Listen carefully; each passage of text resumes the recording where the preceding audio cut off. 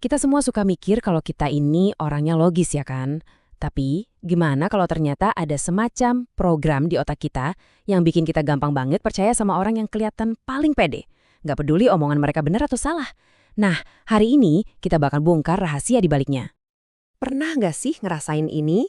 Coba bayangin deh, kamu lagi di ruang rapat yang penting banget atau mungkin lagi di kelas. Suasananya, wah serius, semua orang lagi pusing cari solusi. Terus, tiba-tiba ada satu orang yang angkat bicara. Suaranya itu loh paling kencang. Ngomongnya lancar banget, kayak nggak pakai titik koma. Dia kelihatan yakin banget sama jawabannya. Paling pede gitu. Dan anehnya, entah kenapa, hampir semua orang di ruangan itu, termasuk kita ya, langsung aja manggut-manggut setuju. Kayak langsung percaya gitu aja. Pernah mikir nggak sih, kenapa ya bisa gitu? Nah, jawabannya itu ternyata bukan soal logika. Tapi, ini lebih dalam lagi. Ada di settingan bawaan otak kita. Betul, otak kita itu ternyata demen banget nyari jalan pintas.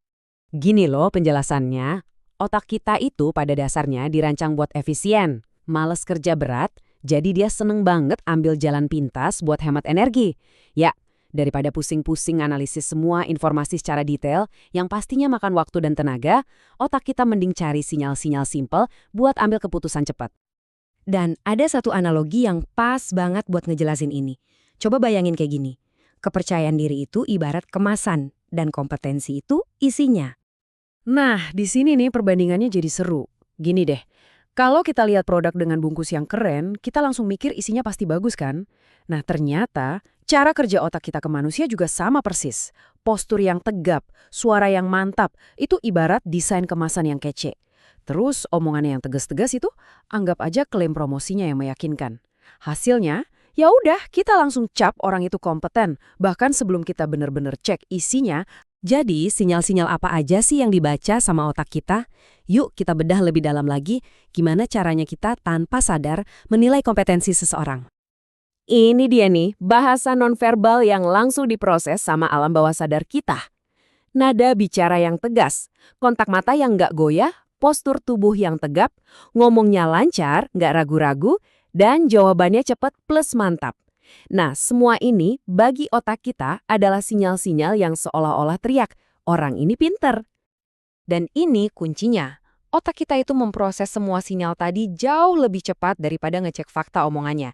Jadi, ini murni proses intuitif, bukan logis. Penilaiannya terjadi cepat banget, dalam hitungan sepersekian detik aja. Oke, sekarang kita masuk ke bagian yang paling penting, yaitu membedakan dua hal yang sering banget kita anggap sama. Percaya diri versus kompetensi. Percaya diri atau confidence itu sinyal yang kelihatan dari luar. Itu tuh soal keyakinan diri yang kita pancarkan. Intinya, ini semua soal penampilan. Bisa dibilang, ini kayak sebuah pertunjukan. Nah, beda lagi sama kompetensi. Ini kualitas internal yang ada di dalam.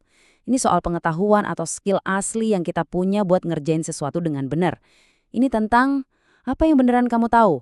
Sesuatu yang ya nggak selalu kelihatan dari luar. Nah, ketika kita salah kaprah, menganggap yang satu adalah yang lain, alias ngira kemasan bagus, pasti isinya juga bagus, itulah yang disebut bias kognitif. Dan ini salah satu bias yang paling umum. Terus, kenapa sih kita perlu paham soal ini? Simple.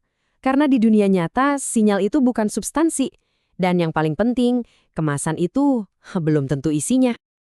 Eits, tapi tujuannya bukan buat jadi sinis atau nggak percayaan sama semua orang ya. Bukan itu. Tujuannya adalah supaya kita jadi lebih awas, lebih kritis. Biar kita bisa jeda sejenak sebelum latah ikut-ikutan ngangguk setuju. Ada satu kutipan yang menurut saya ngena banget dan merangkum semuanya. Coba ingat ini. Kepercayaan diri itu soal volume suaranya, bukan soal kebenaran isinya. Terus gimana dong cara ngatasinnya? Ada beberapa langkah praktis nih. 1. Coba pisahin pesannya dari orang yang ngomong. Fokus ke apa yang diomongin, bukan siapa yang ngomong. 2. Coba deh dengerin juga orang-orang pintar yang mungkin lebih pendiam. Jangan cuma dengerin yang suaranya paling kenceng. Dan yang paling krusial, selalu tanya, oke, buktinya mana? Jadi, lain kali kalau kamu ada di situasi kayak gitu lagi, coba deh tanya ke diri sendiri. Mana yang bakal kamu dengerin? Volume suaranya atau isi omongannya? Ternyata pikiran kita itu emang labirin yang penuh jalan pintas dan pola-pola tersembunyi kayak gini ya. Tapi dengan memahaminya, kita udah selangkah lebih maju buat ngambil keputusan yang lebih cerdas. Masih banyak loh program tersembunyi lain di otak kita yang seru buat dibongkar. Kalau kamu penasaran, sampai ketemu di pembahasan berikutnya ya. Terima kasih sudah menyimak.